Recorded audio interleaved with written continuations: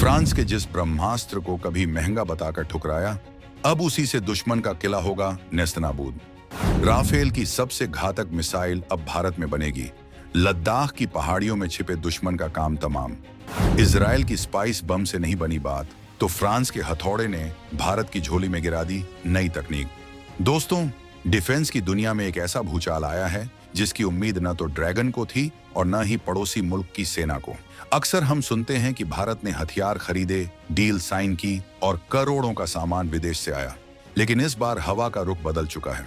भारत की नवरत्न company Bharat electronics limited और France की दिग्गज कंपनी सैफरन के बीच एक ऐसा समझौता हुआ है जिसने भारतीय वायुसेना की ताकत को कई गुना बढ़ा दिया है। यह खबर सिर्फ एक डील नहीं है, बल्कि यह भारत की उस पुरानी गलती को सुधारने और भविष्य की जंग को अपने दम पर जीतने का एक ब्लूप्रिंट है।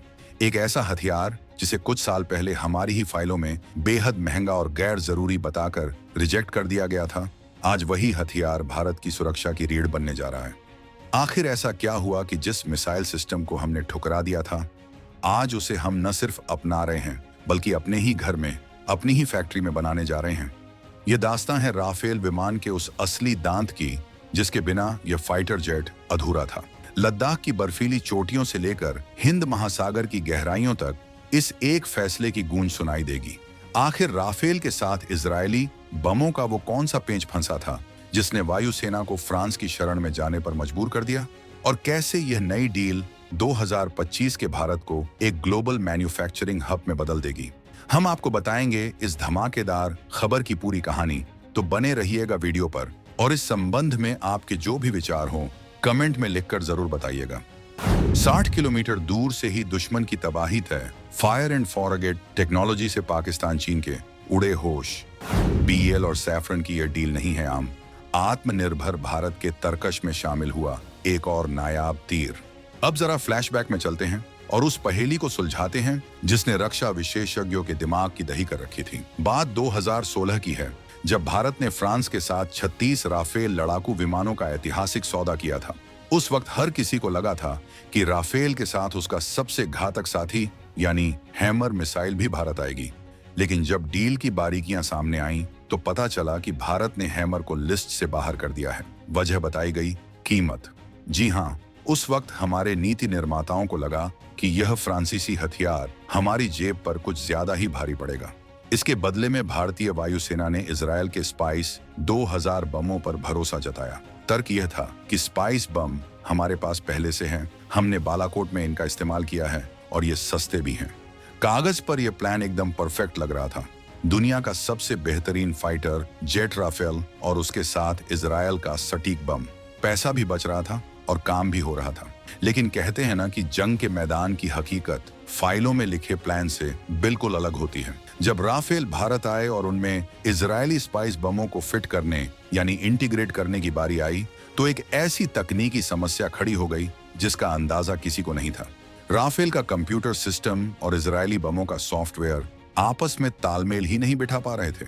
यह वैसा ही था जैसे आप आईफोन में एंड्रॉयड का ऐप चलाने की कोशिश करें।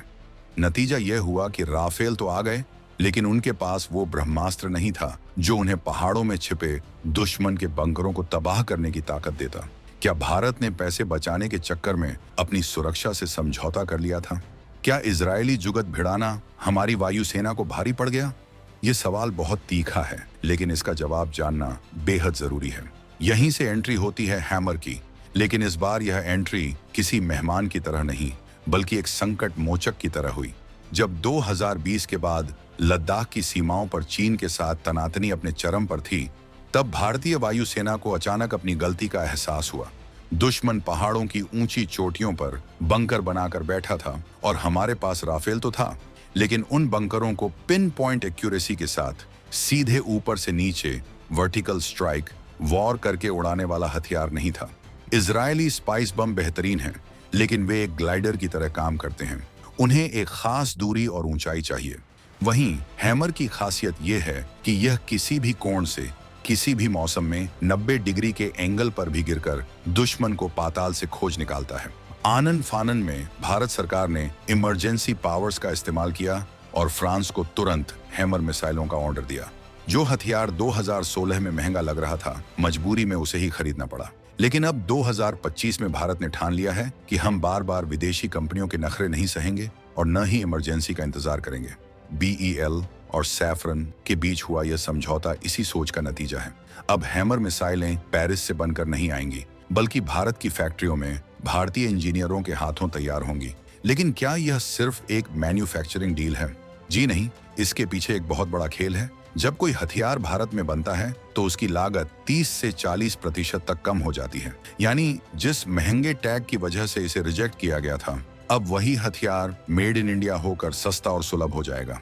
अब जरा इस हैमर को थोड़ा और करीब से समझते हैं कि आखिर इसमें ऐसा क्या है जो इसे दुनिया के सबसे खूंखार हथियारों की लिस्ट में शामिल करता है।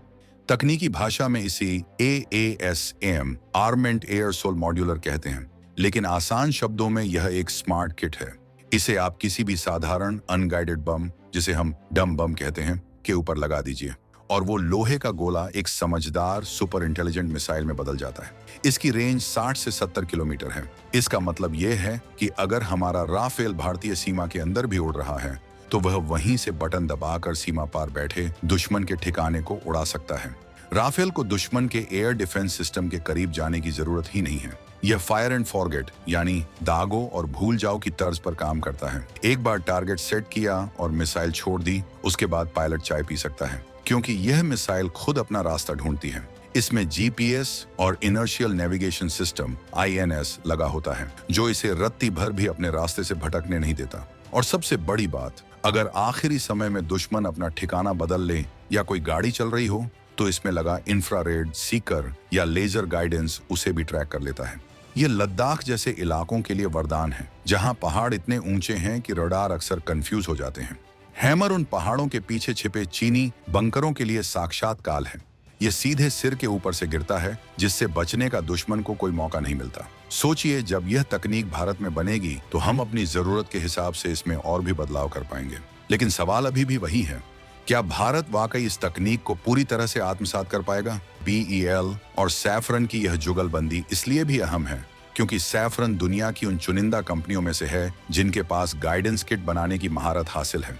बम बनाना आसान है, उसमें बारूद भरना आसान है, लेकिन उस बम को दिमाग देना, उसे यह सिखाना कि हवा में कैसे तैरना है और सटीक निशाने पर कैसे लगना है, ये असली रॉकेट साइंस है। इस समझौते JBCA के तहत सैफरन अपनी यह सीक्रेट टेक्नोलॉजी भारत के साथ साझा करेगी। यह ट्रांसफर ऑफ टेक्नोलॉजी TOT के लिहाज से एक बहुत बड़ी जीत है। अब तक हम सिर्फ लोहा खरीद रहे थे, अब हम वो दिमाग खरीद रहे हैं जो उस लोहे को हथियार बनाता है। इसका फायदा सिर्फ भारतीय वायुसेना को नहीं होगा। सोचिए, दुनिया में कई देश हैं जो राफेल उड़ाते हैं, इजिप्ट, कतर, ग्रीस, क्रोएशिया और अब इंडोनेशिया भी।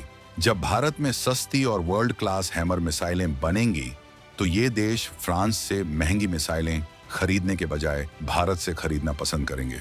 यानी भारत न सिर्फ अपनी सुरक्षा करेगा बल्कि हथियारों का निर्यातक बनकर विदेशी मुद्रा भी कमाएगा। ये वही विजन है जो 2025 के भारत को एक डिफेंस पावर हाउस के रूप में देखता है।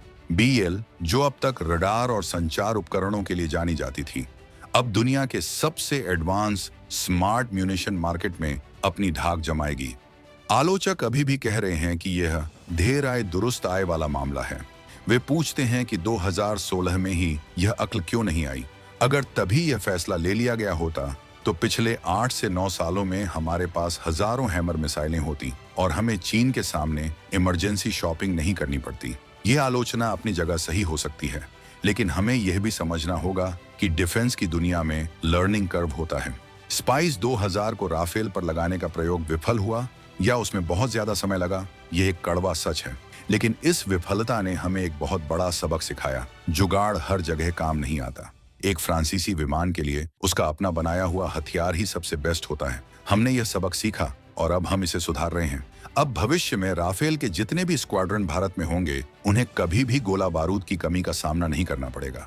युद्ध के समय सबसे बड़ा डर यही होता है कि अगर युद्ध लंबा खींच गया तो क्या हमारे पास पर्याप्त मिसाइलें हैं? अगर सप्लायर देश ने हाथ खड़े कर दिए या डिलीवरी में देरी कर दी तो क्या होगा? यूक्रेन युद्ध ने पूरी दुनिया को दिखा दिया है कि अपनी फैक्ट्री होना कितना जरूरी है। भारत अब उसी राह पर है। बीएल की नासिक या अन्य इकाइयों में जब ये मिसाइलें धड़ाधड़ बनकर निकलेंगी तो सीमा पार बैठे दुश्मनों के पसीने अपने आप छूट जाएंगे। उन्हें पता होगा कि भारत के पास अब हथियारों का टोटा नहीं पड़ने वाला।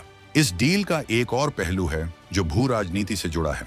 फ्रांस आज के दौर में भारत का सबसे भरोसेमंद साथी बनकर उभरा है। चाहे संयुक्त राष्ट्र में वीटो की बात हो या करगिल युद्ध में लेजर गाइडेड बम देने की, फ्रांस ने हमेशा भारत का साथ दिया है। अमेरिका अक्सर अपनी तकनीकों पर लॉक लगा कर देता है, शर्तें थोपता है कि आप इसे कहां इस्तेमाल कर सकते हैं और कहां नहीं, लेकिन फ्रांस के साथ ऐसा नहीं है। हैमर मिसाइल की टेक्नोलॉजी भारत को देने का मतलब है कि फ्रांस भारत को एक बराबर का साझीदार मानता है। ये चीन और पाकिस्तान दोनों के लिए एक बड़ा संदेश है। चीन अपनी रिवर्स इंजीनियरिंग के लिए बदनाम है, वह दूसरों की तकनीक चुराकर उसे सस्ता बनाता है, लेकिन भारत सही रास्ते से, लीगल तरीके से दुनिया की बेस्ट कंपनियों के साथ पार्टनरशिप करके अपनी क्षमता बढ़ा रहा है। ये तरीका धीमा जरूर हो सकता है, लेकिन ये ठोस है और लंबे समय तक टिकने वाला है। सैफरन का भारत में आना यह भी बताता है कि पश्चिमी देशों की डिफेंस कंपनियों को अब भारत की क्षमता पर भरोसा हो गया है। उन्हें पता है कि भारत अब सिर्फ बाजार नहीं है, बल्कि मैन्युफैक्चरिंग बेस है।